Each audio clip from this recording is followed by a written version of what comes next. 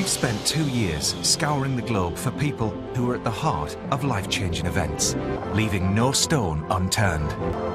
Is that California then? USA? This is a very strong lead for us.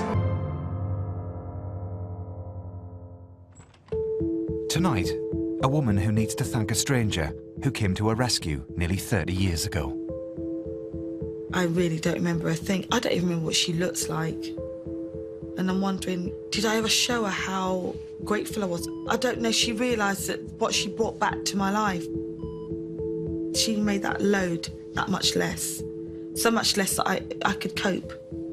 And I need to tell her that. While we work out how we're going to find Pete's victims, we start our second search. I'm on my way to meet a woman who has never forgotten the kindness shown to her by a stranger 26 years ago.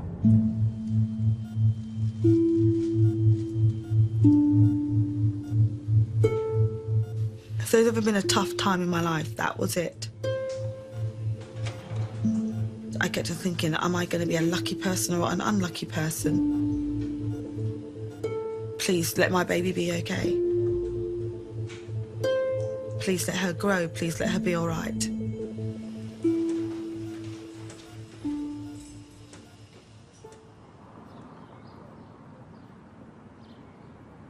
In early 1988, Pauline and her partner Nick lived in Bedford and were desperate to have a baby.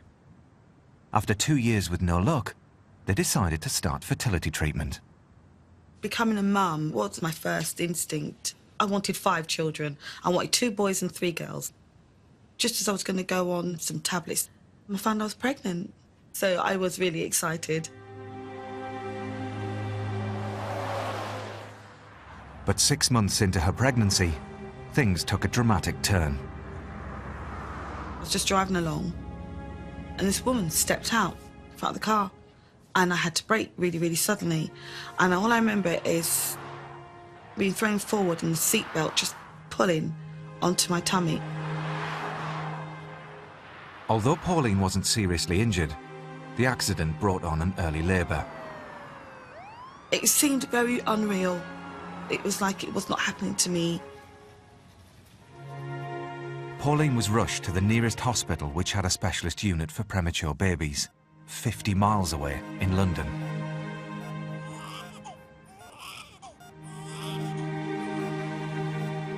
I had her on the 16th of July. She was due to be born on the 14th of October.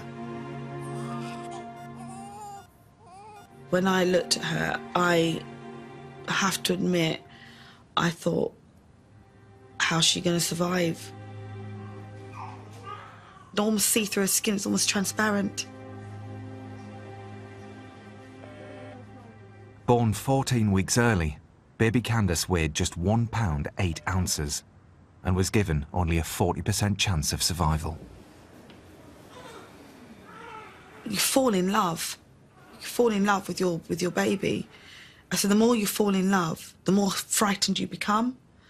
And that's all I remember, it's just becoming more and more frightened. For 3 weeks, while Pauline recovered in hospital, she was able to stay by Candace's incubator. But then Pauline was discharged and had no choice but to return home to Bedford. Going home without a baby, I cried all the way home. Feeling totally useless because I've got no hand in helping my baby survive. I couldn't be a mother. I couldn't pick her up when she was crying. I couldn't hold her and stroke her and talk. It affected Pauline in quite a traumatic way. She felt guilty that she wasn't able to carry her child full term. She felt as though it was her fault.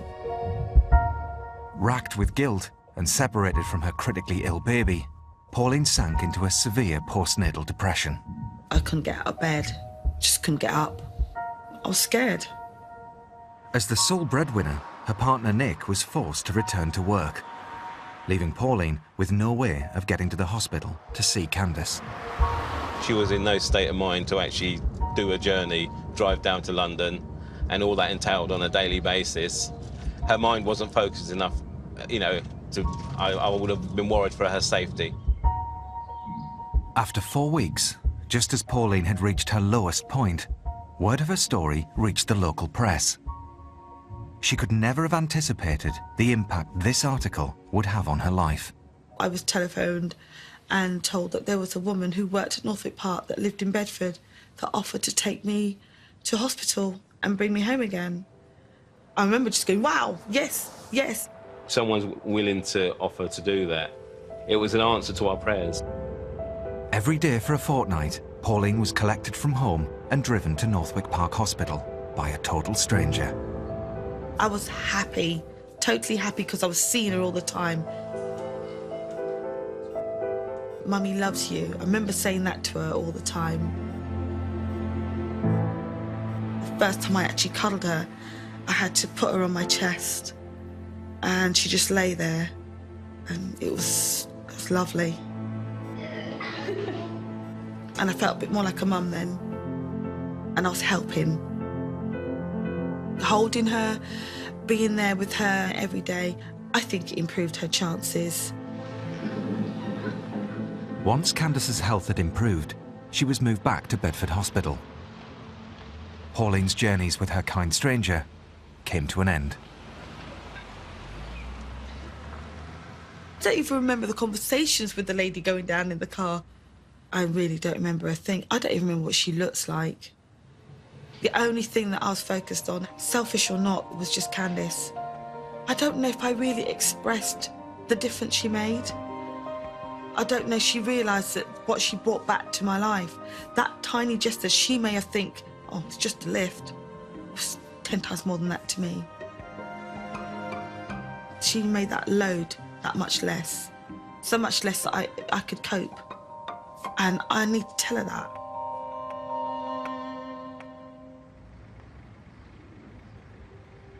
To find out if there's anything that Pauline can remember to help us with her search, I'm meeting her at the hospital where Candace was born and where she stayed for the first 2 months of her life.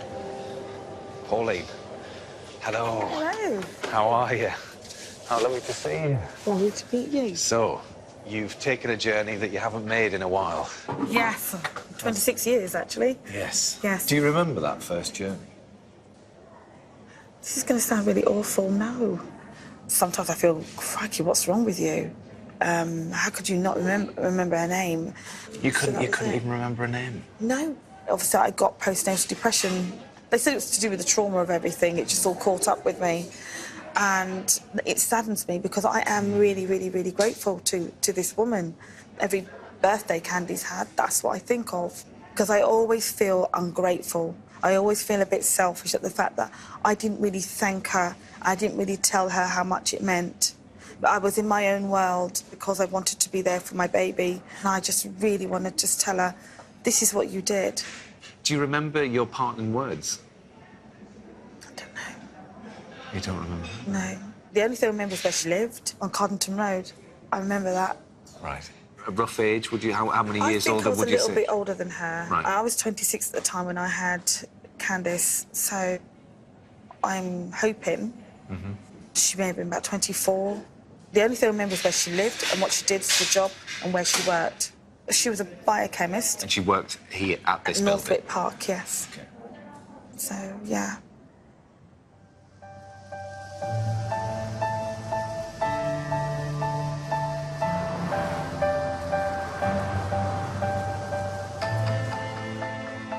The obvious place for us to start this search is the hospital. But data protection laws mean that they would never release staff details. So, we have to turn to the only other clue we have, Cardington Road in Bedford, where Pauline thinks this kind stranger was living at the time she met her. Now, because we don't have this woman's name or exact address, the electoral roll is of limited use to us. But what it can tell us is if any of the current residents of Cardington Road were living there back in the 1980s.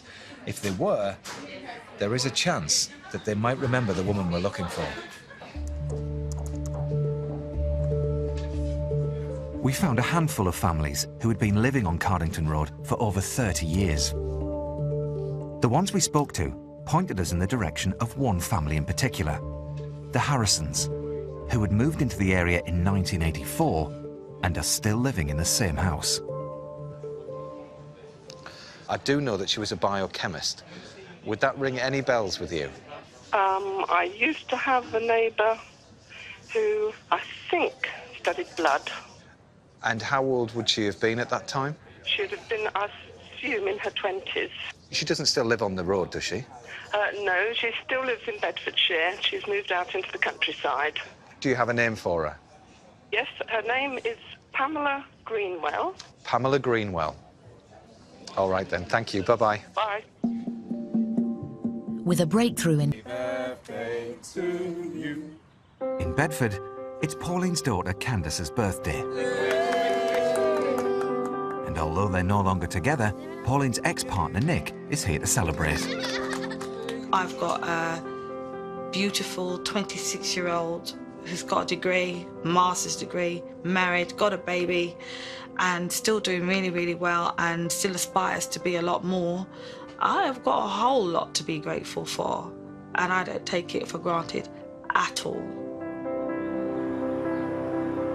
Pauline has waited 26 years to say thank you to the stranger whose kindness meant she could be at the hospital with Candace after she was born 14 weeks premature.